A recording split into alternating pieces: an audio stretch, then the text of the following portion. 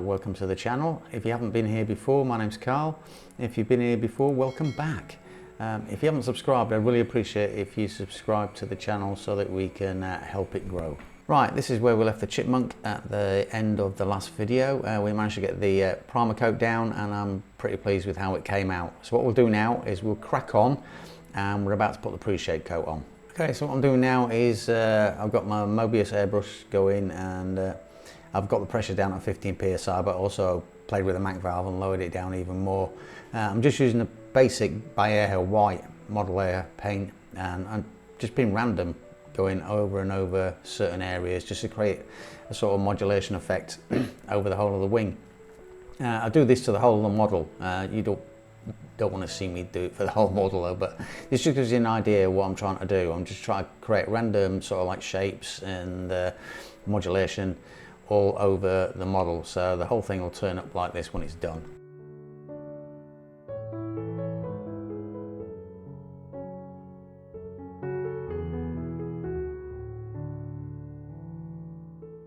Right then, this is the pre-shade finished. I think I did about 2 or 3 coats over the whole of the aircraft and I was pretty pleased how it came out. It was nice and random and it's going to be a good base for when we start putting the blending coats down.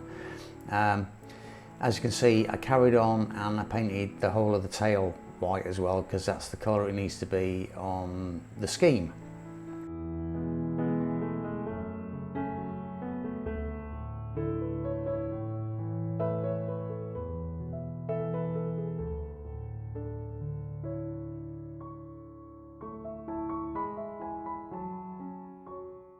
Right, they did get a replacement rear canopy for this actual aircraft and it was painted white, so I painted this one white. The front part of the canopy is going to be in light grey. So what we're going to do then is I think I'm going to start painting the rest of the aircraft with the blend coat that's going to be light grey.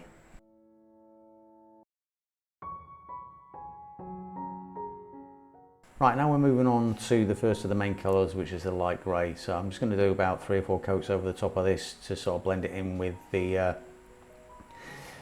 black basing I've done. I'm still thinking at the back of my head that I wish I'd have done the white with the pre-shading a bit more opaque, you know, just to make the coverage easier with the main colours. I'm just using normal light grey at the moment from Vallejo. The 0.2mm Mobius, and I've got the pressure down to about 15 psi or maybe a little bit lower. So I'm just doing this freehand and I'll tape it up ready for the red once I've got enough coats down of the grey and I'm happy with the coverage.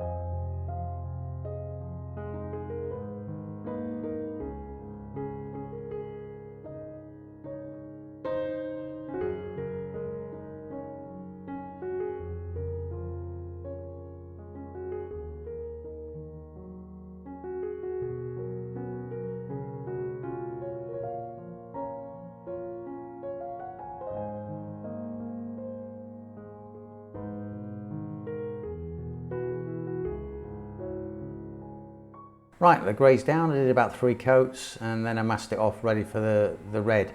The way I masked it off was a mistake and it was probably a blessing in disguise because I'm not a big fan of that grey colour at the moment, actually, to tell you the truth.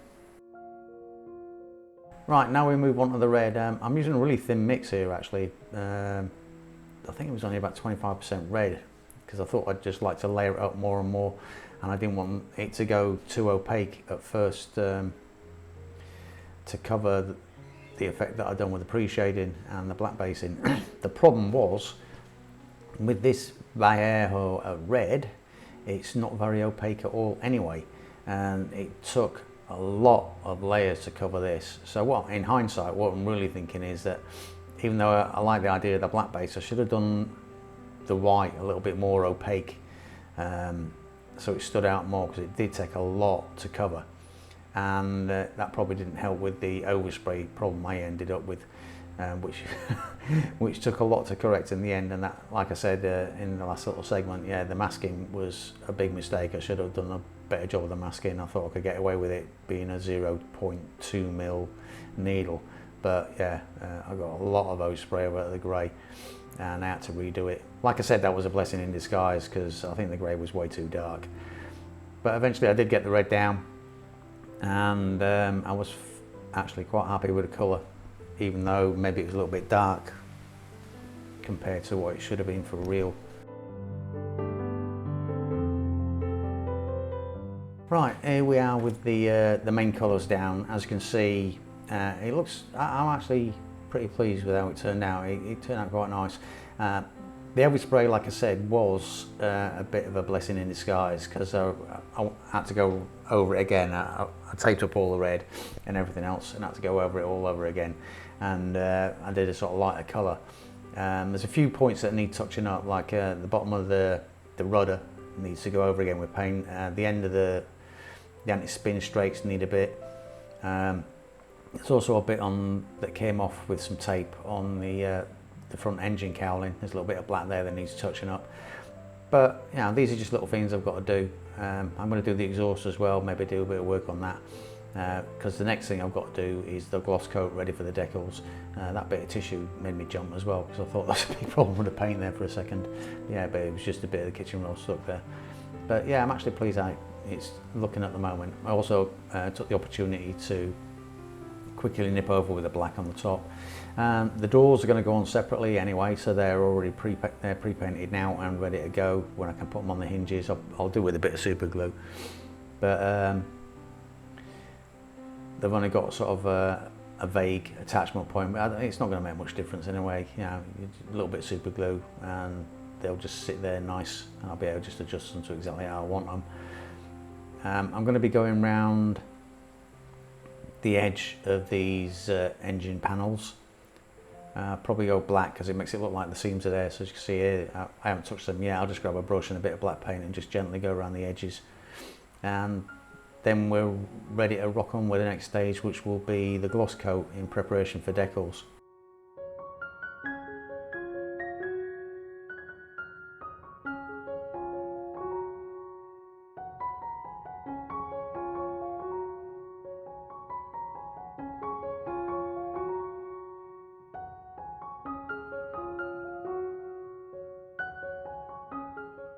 Right, what we're doing now is we're going to move on to the gloss coat. I'm using Alclad for this. I'm still trying to get to grips with it. I did have the Vallejo one before, and I can't really get any other sort of gloss varnishes, so I'm trying this Alclad one. It does actually go down quite well eventually on here. I give it about 3 coats just to get it ready for the decal.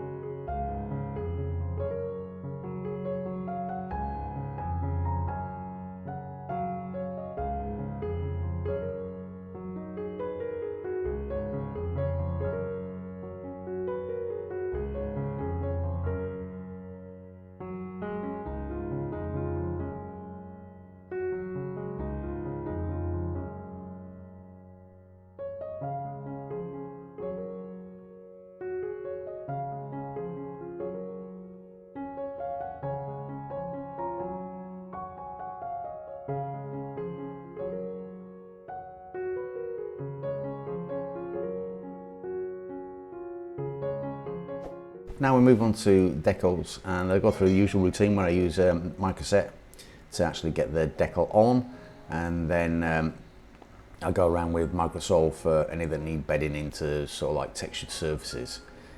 These go down great. I mean, the Cartograph decals, so there's never a problem with these. Well, there is actually, but it's normally me, not the decal itself. And there's quite a lot of decals on this chippy. I was quite surprised actually how many there are for such a basic aircraft, really.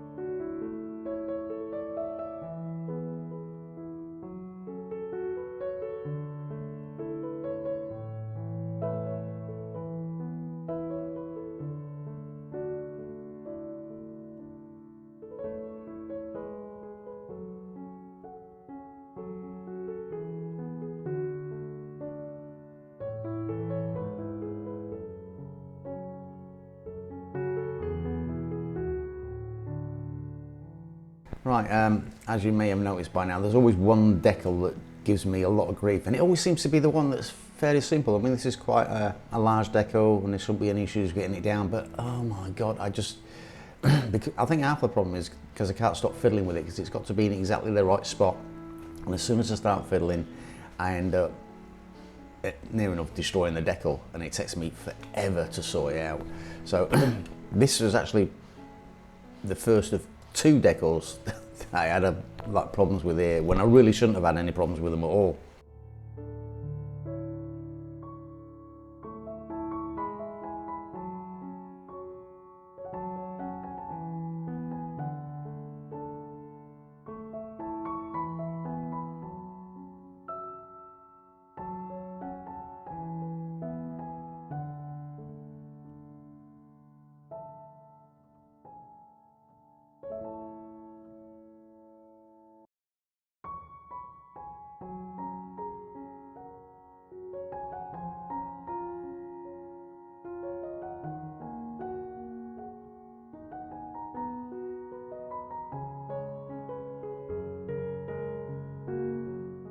Right, as you can see with this decal, I've learnt my lesson with the other one, and I got it in position and then just left it alone. This is the key to everything. If you get it, don't fiddle about with it once it's in the right place, because it will invariably go wrong.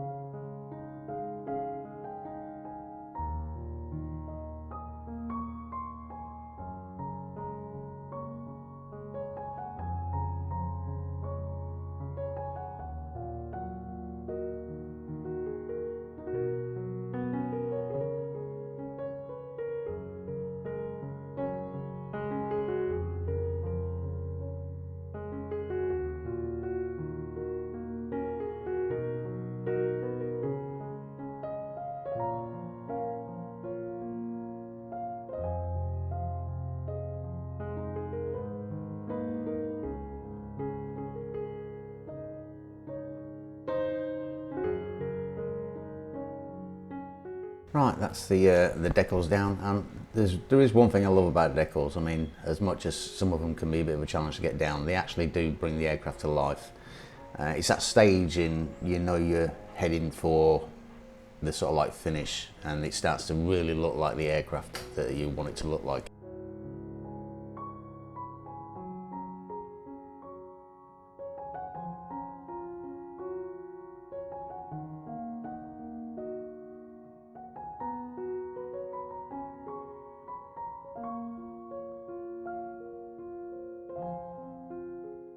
As you can see, I'm showing you the decals on there. You'll probably notice that I've put a couple of gloss coats down to seal the decals in, so that we're ready to move on to the next stage, which would be it's a little bit of basic weathering.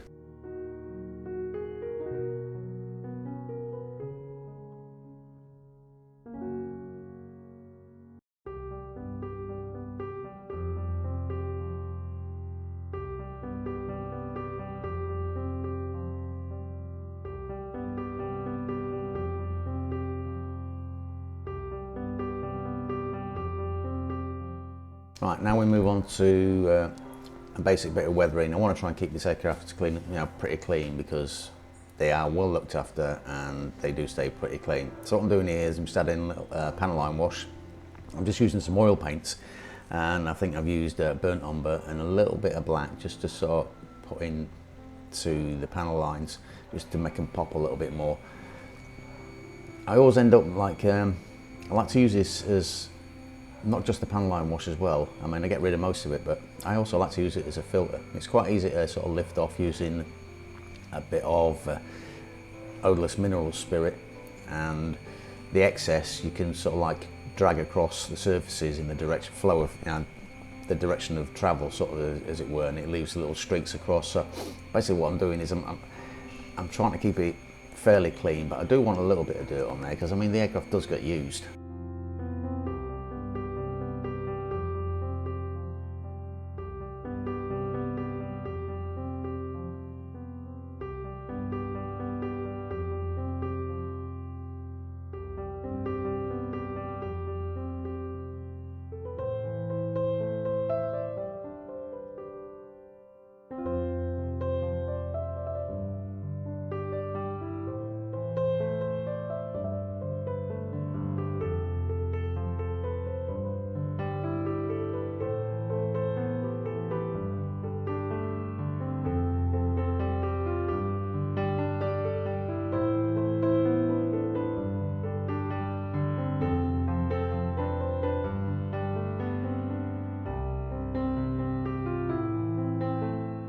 So what I'm doing now is I've moved on, and I'm basically doing dot filter. So I've had a little bit of white, and I think I had a little bit of yellow ochre as well, but I wasn't a big fan of the yellow ochre. So what I do is just tiny little dots, and then I drag them all over the aircraft. And this is supposed to just add another layer of like a little bit of dirt, but also with the dot filler it adds a little bit of fade into the paint, as if it's been, like, you know, if it's been used. It's not been abused, but it has been used. And also with the white, if you can get it to a certain level where it looks like there's some rain streaks on there and things like that. I particularly put some of the white onto where the anti-skid textures for when people are climbing on and off the aircraft, because that gets worn down, you get a bit of dirt on there, and with it being textured, it usually, you know, keeps hold of a little bit more dirt than the rest of it, so that tends to get faded a lot better. And all you do is just put the little dots down, because the paint goes a long way, and then with a sort of a dry brush, maybe a small bit of odourless thinners on there, you just drag it across and remove most of it, but you can spread it around a bit and give yourself just little bits of streaks, a little bit of fading here and there. It's just a very, very small thing to do. And then what I did was I just added a little bit of sort of like dust to the wheels. I mean, these are not going to get muddy or anything like that, but they may pick up some dust from, like, you know, the taxiways and runways. Right, what I'm doing now is the final bits of assembly, and here I just put just a couple of little dots of super glue on there to hold the upper canopy in place. I put the two side panels on that cover, you know, the engine covers, and basically that's the model complete. I was really pleased with this model, and I hope you liked the build. It came together really well. If you've got any comments, don't forget to stick them down there, because I'll be really happy to hear from you. Don't forget to like to help with the algorithm, and if you haven't subscribed already, I'd really appreciate it if you subscribe to the channel so that we can help it grow. And I'll see you guys later.